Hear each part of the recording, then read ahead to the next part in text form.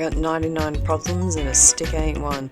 I don't have 99 problems, but I do have a heck of a lot of aprons, and I am going to find some way to hang them that'll hopefully look good.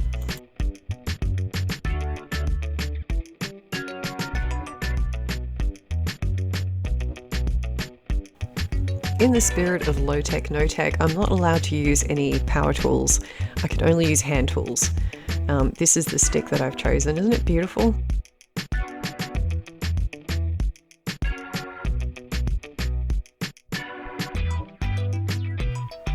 My first task will be to remove the bits of bark. You can see they're kind of coming off already, but I need to clear those away.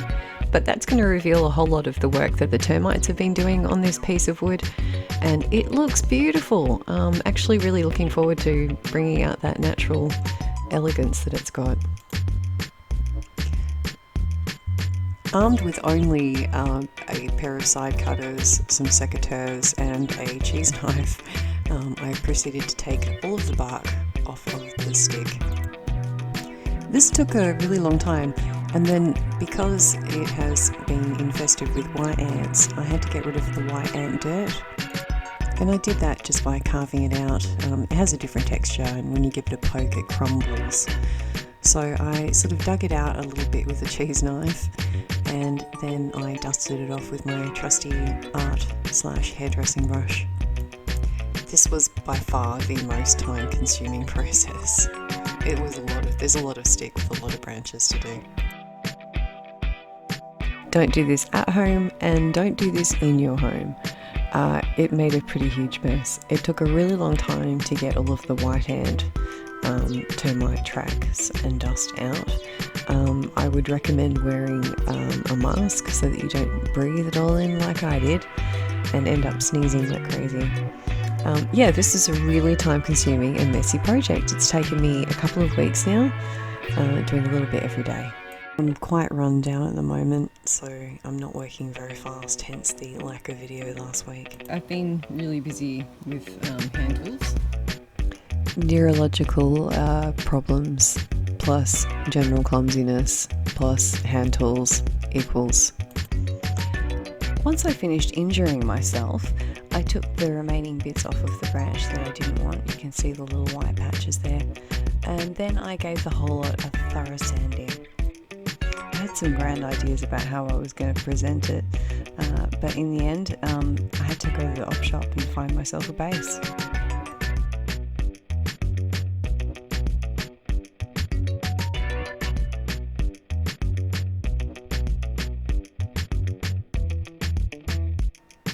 So this is the basic idea. I found this little piece at the Dream Builders op shop in Midland. That was awesome, thank you guys. And yeah, I just thought it's a bit quirky and it's going to do the job.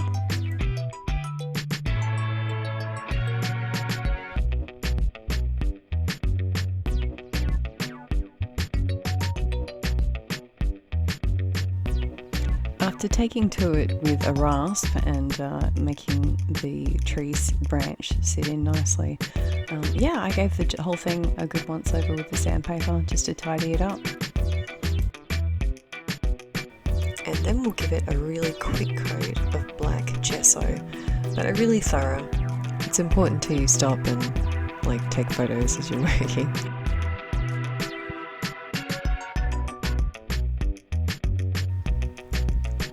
I ended up filling the screw holes with paint.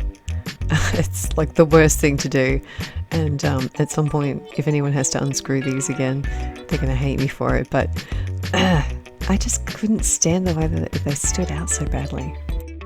I barely used any tools for this project. I used a handsaw, a wood rasp, some sandpaper, a little bit of black gesso, a paintbrush, and I think a mallet at one point as well got involved.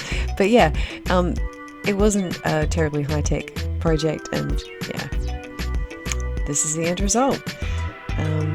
I've got just a token apron hanging on it, and that's my apron stand. Next week, basket weaving.